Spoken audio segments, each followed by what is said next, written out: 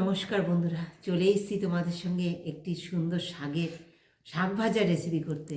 তোমরা তো দেখলে কালকে আমি ছাদ বাগানে মূলো শাক করেছি, ধনের শাক করেছি, পালং শাক করেছি, লাল শাক করেছি, লাউ শাক করেছি, কত কিছু করেছি একটু একটু করে, ভালো লাগার জন্য, মনটা ভালো লাগার জন্য, থাকার জন্য। আর দেখো সেখান থেকে আমি একটু মূলো শাকে দেখো এতটা তুলেও নিয়ে এসেছি। আর সেটা দিয়ে তোমাদের সঙ্গে একটা সুন্দর একটা রেসিপি করতে চলেছি। অনেকে তো অনেক রকমভাবে খাও, কিন্তু আমার সঙ্গে একটু থেকো তোমরা, তোমাদের ভালোবাসা দিয়ে স্কিপ করে দেখো না, আশা করি তোমাদের খুব ভালো লাগবে। এই যে দেখো আমি সমস্ত ডাঁটি, কচি কচি মূলো শাকগুলোর সমস্ত ডাঁটি সমেত নিয়ে নিয়েছি। হ্যাঁ, আর এইগুলো সুন্দর করে আমি বেছে নিয়েছি।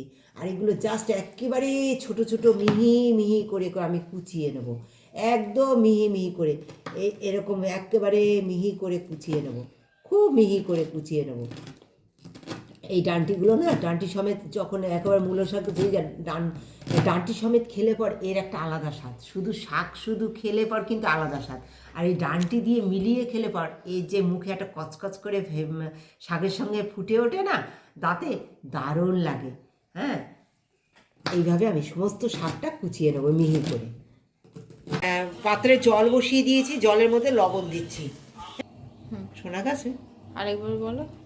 তোমরা দেখলে বন্ধুরা 1 চামচ লবণ আমি ফুটানো জলের মধ্যে দিয়ে দিয়েছি। আর এদিকে দেখো মিহি করে আমি মূলো শাক কেটে নিয়েছি। আর এর মধ্যে কিন্তু গ্রেট করে আমি আলু দিয়েছি, একটা আলু গ্রেট করে, তোমরা দেখতে পাচ্ছ আলুটা একদম গ্রেট করা।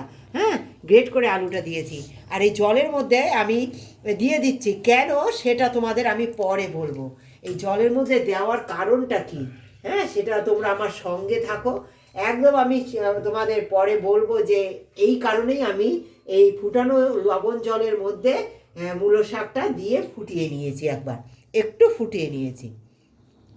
দেখো কালারও চেঞ্জ হয়নি শাকের, আমি জাস্ট একটুখানি ফুটানো লবণ জলে এটা ভাপিয়ে একটু ভাপ লাগিয়ে দিয়েছি, দিয়ে দেখো কালার চেঞ্জ হয়নি, যেমন সবুজ তেমন সবুজই রয়েছে। হ্যাঁ, শাকটা একটু কালো জিরে, পেঁয়াজ কুচানো, একটা পেঁয়াজ দিয়েছি, আর 6-7 কোয়া রসুন কুচিয়ে নিয়েছি, এই দিয়ে দিলাম, 2 কাঁচা পাকা লঙ্কা চেরা দিয়ে দিলাম। আমি পেঁয়াজ রসুন কিন্তু খুব ভাজবো না। হ্যাঁ, শাকের পেঁয়াজ রসুন না খুব বেশি ভাজবে না, তবে না শাকটা নষ্ট হয়ে যায় আর শরীরে ক্ষতিও করে। আর তাই দেখো আমি এবার এই যে ভাপানো মূলো শাক আলু সব কিছু এর মধ্যে দিয়ে দিচ্ছি।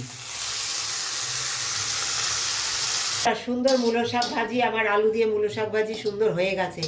তোমরা হয়তো বুঝতে পারছো না কেন আমি ওরকম একটা শাক কেন আমি ভাপিয়ে নিলাম। তোমরা তো অনেকে কপি ভাপাও, হ্যাঁ, তা মূলো শাকে অনেক সময় গ্যাস হয়, তাই জন্য ওটা আমি সিদ্ধ করে ফেলিনি, জাস্ট উপরের যে একটা আল ভাব থাকে, তারপরে একটা একটু হালকা গ্যাস গ্যাস ভাব হয় ওই শাকটা খেলে পরে, আর একটা গন্ধও থাকে, সেইটা কাটানোর জন্য জাস্ট আমি ওই মূলো শাকটা নুন জলে একটু ভাপিয়ে নিয়েছি।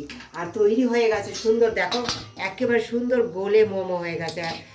তা আমি এবার নামিয়ে দেবো, তৈরি হয়ে গেল আমার সুন্দর সুস্বাদু মূলো শাক ভাজি। সুন্দর মূলো শাক ভাজি হয়ে গেছে। আমি কিন্তু এই সার্ভ করার আগে একটু ধনে পাতা দিয়ে দেবো এই মূলো শাক ভাজাতে। হ্যাঁ, তোমরা একবার এইভাবে মূলো শাক ভাজায় এই সামান্য একটু ধনে পাতা কুচি এরকম ছড়িয়ে দিয়ে তারপর খেয়ে দেখো, দারুণ লাগে, দারুণ।